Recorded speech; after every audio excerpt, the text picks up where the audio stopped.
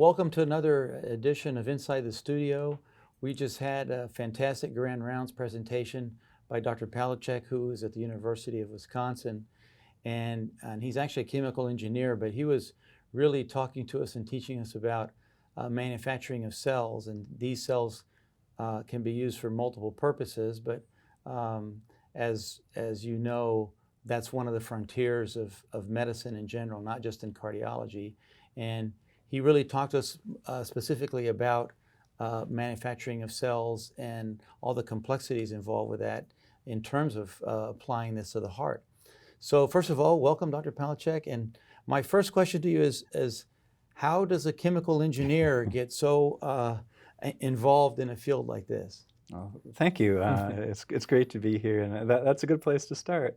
I never would have guessed I would have been at the forefront of stem cells and cell therapies when I started my job at UW-Madison. I think one of the things I try to get across to my trainees is you can't predict where science is going to go. I ended up starting at UW in 2000, so this is right after Jamie Thompson first discovered human embryonic stem cells.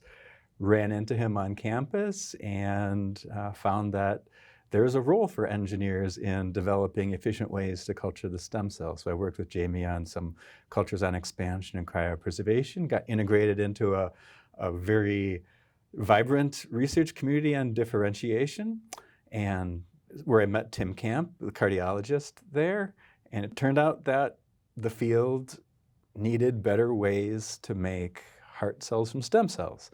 I used my engineering approach. Tim was very patient with my lack of cardiology knowledge, but working together, we came up with efficient ways to differentiate the cells that I think have had a significant impact on people in the field.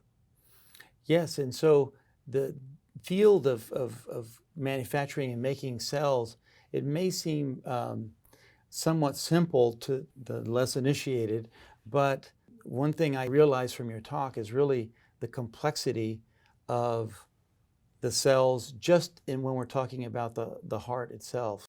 What we do is try to come up with approaches that are motivated by developmental biology. There's been a tremendous amount of work done in animal models, for example, that have identified the factors that help turn developing cell types that eventually form the heart into specific cell types like the muscle cells or other support cells in the heart.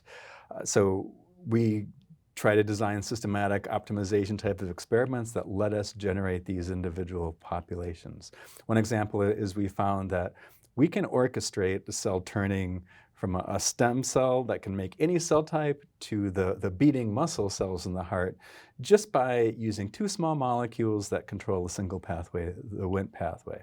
I'm not saying that this is the only mechanism that's involved, right? But that this is really an orchestrator, the knob, that lever that we can pull to direct these in a dish. From a manufacturability point of view, we need simple approaches that are not that expensive and scalable, so we can make the quantity and quality of cells that will help cardiologists and others developing clinical applications for these cells be effective.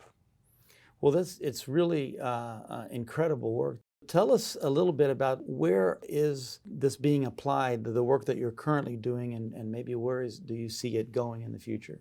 Sure. Right now, heart cells from stem cells are a very important tool in the standard drug development process. A lot of drugs fail in clinical trials or even after clinical trials because of toxicity to the heart.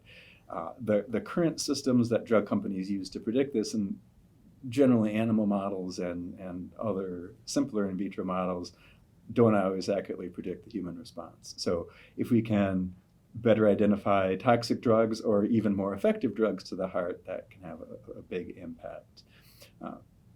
In the future, I think using cells as medicines themselves is the direction we're hoping the field goes. So can someone deliver a cell to a patient who has had a heart attack?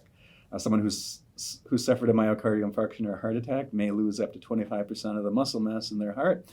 The heart cells do not regenerate on their own to any appreciable capacity. One option is to make new cells from stem cells and then deliver those. there are a lot of challenges here, delivery, engraftment, making sure that these cells couple in a safe and effective manner. So our goal is to try to understand what's needed for these cells and help make these in a bioreactor. Yeah, and that's a great point. Basically, doing clinical trials in a test tube instead of having to like you say, fail at clinical trials, and that's an incredible application, even for drug development, for multiple things. And here at Texas Heart, we have put a fair amount of effort into that future that you're talking about, and really trying to make cell therapy a reality in terms of helping, at least in our area, patients that have heart failure and other vascular diseases. So I want to thank you for your time, and encourage the folks watching this to see your excellent presentation. It's just fascinating to understand the complexity and how these issues and questions and challenges are actually being solved by the work being done by Dr. Palecek.